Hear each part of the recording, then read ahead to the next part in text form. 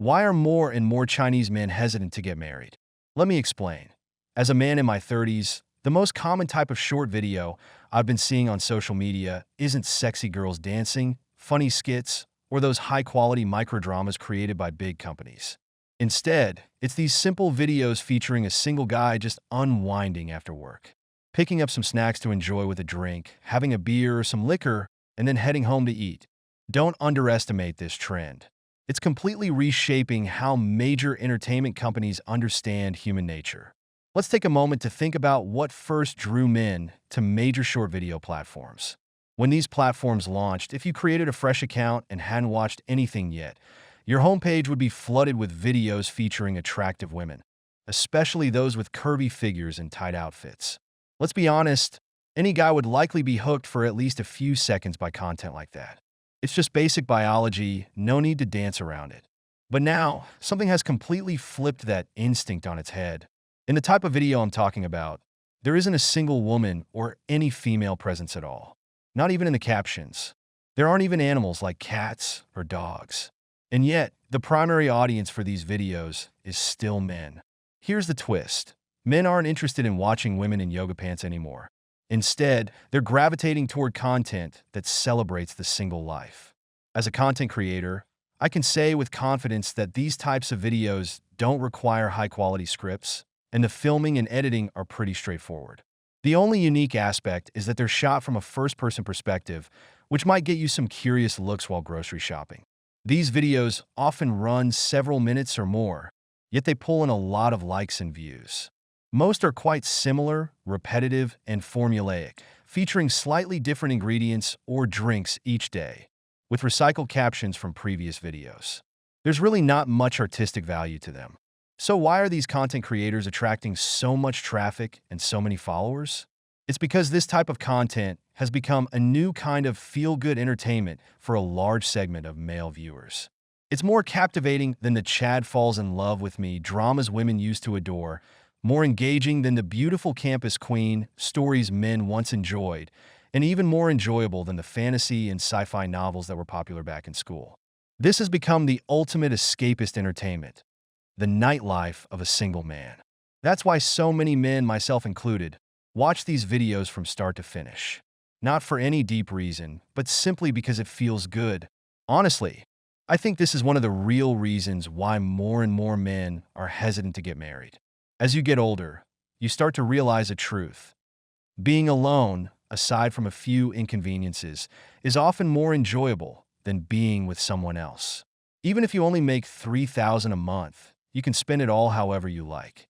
But once you have a girlfriend or start thinking about marriage, everything changes. It doesn't matter if you're earning $6,000 or even $10,000 a month. Your girlfriend always wants more. You start stressing about whether to buy gifts for occasions like Valentine's Day or a birthday, whether you should splurge on that new designer handbag she's eyeing, or if you can afford to treat her to the fancy Western restaurant she's been hinting at. And don't even get me started on bride prices and housing. Those are entirely separate headaches.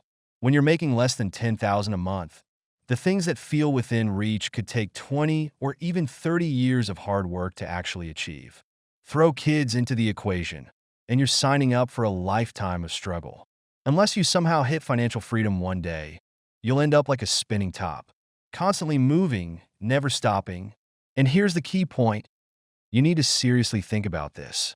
Imagine if getting married means 30 years of being a corporate slave. During the dating phase, you'd have to play the role of the perfect partner, buying gifts for every occasion, providing endless emotional support, and apologizing during arguments, even when you're not in the wrong. Then there's the bride price, which could run into the tens of thousands, and years of savings just to cover the down payment on a house. Your entire family might have to sacrifice and tighten their belts, leaving you both feeling indebted for life, raising children under that constant weight. Once you're married, the pressures only grow. You'll be shackled to a mortgage that could be hundreds of thousands or even millions and spend 20 years of your life paying it off bit by bit. The kids' tuition? That'll come straight out of whatever scraps you've managed to save, squeezed together penny by penny. So, my brother, as someone who's been through it, I can't recommend walking into a marriage like this. You risk losing yourself in those 30 years. And when it's all said and done, you might look back and wonder what real happiness even means. I used to believe that marriages from 10 years ago, or even 8 years ago, held certain values that made them worth pursuing. But now, those values have all but disappeared. Hello, everyone. In today's society, marriage has become a high-risk commitment for many Chinese men. The financial pressures are immense, starting with the cost of a house, a car, the bride price, and the traditional gold jewelry gifted during the wedding. On top of that, hosting a wedding can set you back anywhere from 500,000 to 1 million yuan, essentially draining the savings of an entire family. But the challenges don't stop there. After marriage, many men find themselves in situations where their wives don't cook, clean, do laundry, or take care of the children. Instead, much of the household workload often falls on the man. In today's era of strong feminism, this perspective has become increasingly normalized and even mainstream. But that's not even the most serious issue. The second major concern is that after marrying, you might find yourself facing relationship discord. In today's society, divorce has become quite common, and if a marriage isn't working, it's no longer unusual for people to divorce without a second thought. The idea of settling has largely disappeared. Women, especially, can remarry fairly easily after a divorce. But for men, particularly those with children, remarrying can be much more difficult. And if your first marriage has already drained your family's resources, that's a huge disadvantage for men. Even if everything seems fine before marriage, once you're married, if your career keeps you busy and you're working overtime, you might find yourself relying on your wife to take on some of the household responsibilities. If she's unwilling to do so, you may have to turn to your parents for help with the kids or with cooking and cleaning. Living with two generations under one roof can lead to all sorts of tensions, especially if your parents are taking care of your children and aren't meeting your wife's expectations. This can quickly lead to direct confrontations with her in-laws or complaints behind closed doors. This is the first risk. The second risk is the possibility of your wife being unfaithful. In today's world, where romantic freedom is more common and moral standards are seen as declining, this issue has become an unavoidable reality. Before marriage, there's no way to truly know whether someone might cheat. You might trust someone's character, but that character is shaped by their environment.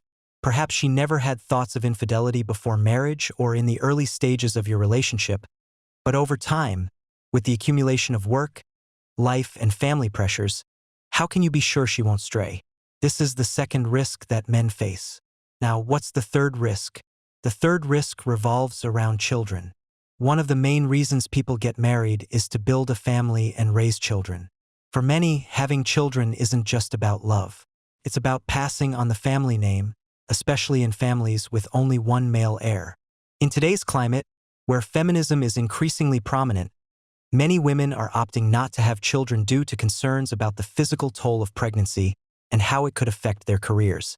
Finally, after marriage, you may find your quality of life declining, a shift that's almost inevitable. For men, the expenses tend to be more manageable with few unnecessary costs. The biggest expenses might just be food. For women, however, spending tends to be much higher before marriage. They might indulge in fine dining, cosmetics, clothing, handbags, and luxury items. After marriage, they often maintain this level of spending, and with their husband's income, it can even increase. If you want your household to thrive as a couple, it often means sacrificing a significant portion of your quality of life. If you can't support your wife's pre-marriage spending habits, you may face the risk of divorce. This is why many Chinese men are becoming increasingly cautious about marriage. If there are lower-risk options available, they're often choosing not to marry. They evaluate potential partners based on many factors, not just beauty but also emotional connection, attitudes toward marriage and children, and overall maturity.